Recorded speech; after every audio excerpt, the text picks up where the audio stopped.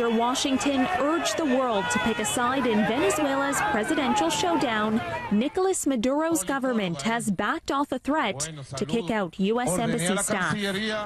It came just hours after a special UN Security Council meeting called by the Americans on Venezuela's crisis.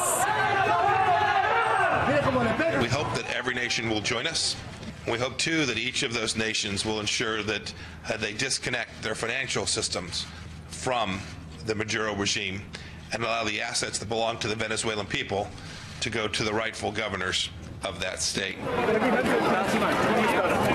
The U.S., Canada, and most of the world in the West have recognized this man, Juan Guaido, as Venezuela's legitimate interim head of state.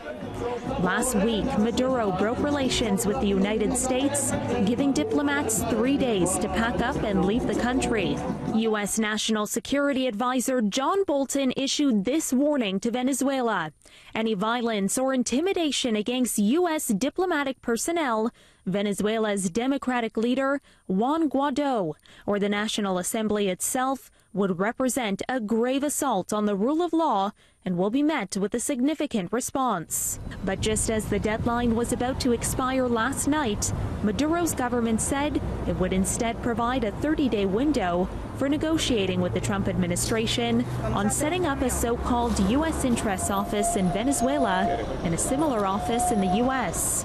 Europa ha tenido una posición insolente.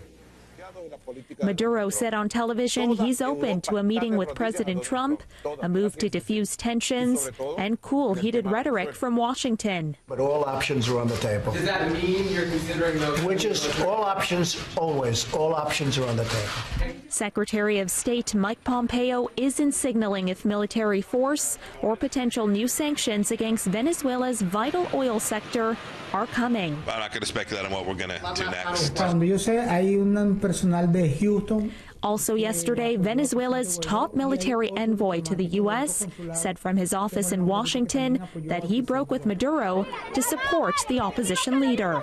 In yet another development, Maduro is rejecting an ultimatum from EU nations to quickly call a new presidential election, and he says the country's opposition leader violated the constitution by declaring himself president. But the EU says if there is no announcement on a new election soon, it will take further actions.